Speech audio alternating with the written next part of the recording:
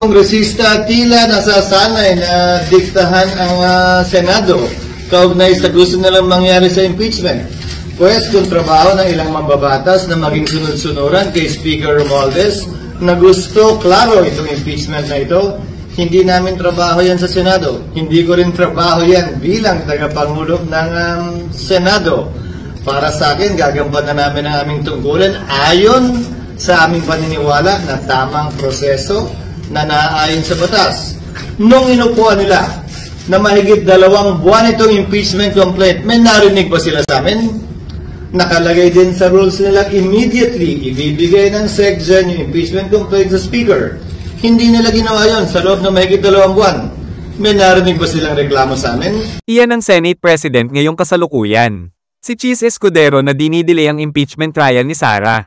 Pero ang susunod na mapapanood ay ang nakaka-inspire na ginawa ni Nene Pimentel na siya noong Senate President. Panoorin natin mga kababayan at maihahambing natin ang magkaibang Senate President. Higit 3 oras pinagtalunan ng defense at prosecution ng second envelope. Pero bago pa man nagsalita ang mga abogado, ay luto na raw ang desisyon. Sa caucus ng umaga ay malinaw na lamang sa boto ang mga pro-ERAP. Ayaw nila ipaubaya kay Chief Justice Davide ang pasya dahil kung nagkataon, ipalalabas ng presiding officer ang nilalaman ng second envelope. Pinilit na lamang ni Senador Sergius Mena na magkalabasan ng boto. Malaman man lamang ng taong bayan kung sino-sino ang 11 senador na gustong ibaw ng ebidensya ng prosecution.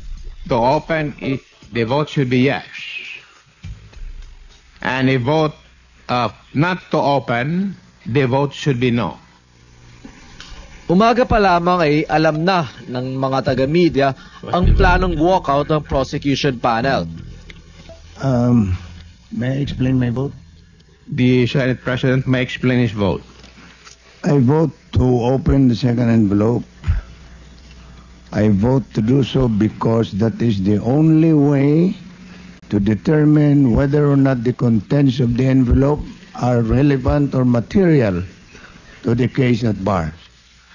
Because of this development, Mr. Chief Justice, I realize that the noes have it, and therefore I resign my presidency of the Senate as soon as my successor is elected. Pero nabigla ang lahat nang magbitiw si Senate President Aquilino Pimentel Jr. kahit siya'y nadismaya sa pangmamaniobra daw ng mga pro-ERAP. You have 10 yes votes and 11 no votes. The no votes have it.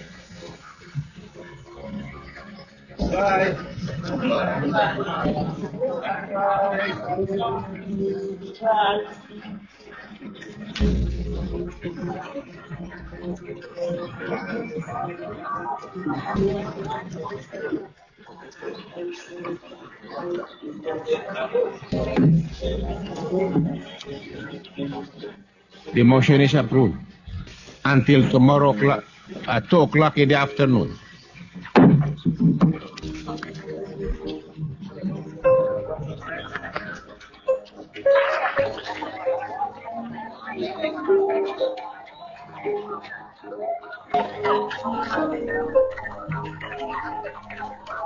Maraming naluha sa eksenang ito.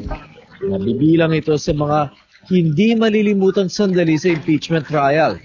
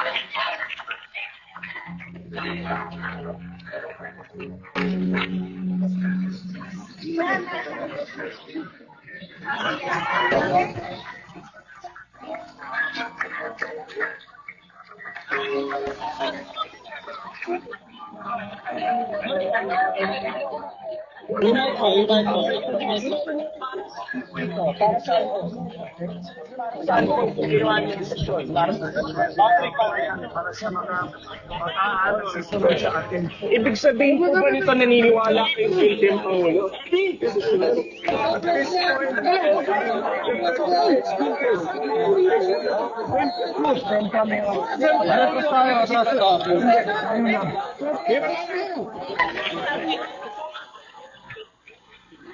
Wala din namang nakalimot sa mga kilos ni Senador Oreta.